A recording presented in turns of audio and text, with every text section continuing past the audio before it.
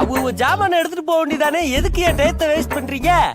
இவர் பெரிய கலெக்டர், இவர் டயத்தை நம்ம வேஸ்ட் பண்றோம். இவனெல்லாம் போலீஸ புடிச்சு கொடுத்து நல்லா அடி வாங்கி கொடுக்கணும். இவங்க யாரு? அதையாச்சும் செய்ய வேண்டியதானே. என்ன மாமி பிரச்சனை? இங்க பாருங்க, எங்க அக்ரஹாரத்துல இருக்கிற பாத்திரத்தை எல்லாத்தையும் திருடி கொண்டு போச்சேன்னா டேய், மேல கை வச்சா உள்ள போயிருவேன். இல்ல இங்க பாருல, எங்க வீட்டு கூக்குறே. டேய், உங்க வீடு எங்கடா இருக்கு? அண்ணனார்ல. ஏண்டா அக்காரத்துல அடிச்சது அண்ணானா இருக்கு புறா சொந்தமாக? ஏய் ஓவரா பேசாதடா, களவாணி பேல. களவாணி பேல யாரு? நாங்க. மாமே நம்மள என்ன பாருங்க மாமே, உள்ள சிக்கன் வாசனை வருது பாருங்க. ஈஸ்வரா நாத்த தாங்க முடியல, எடுத்து மாமியா சொல்லிட்டாங்க, அப்புறம் என்ன? வால நம்ம போவோம். டேய், களவாண்டது நானு, பேசியே ஆட்டைய போட்டு புரியலடா.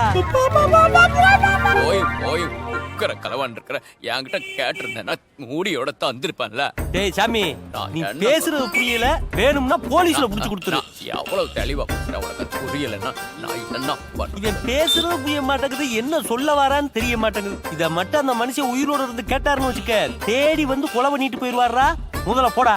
போய் போய் ஒரு உக்கர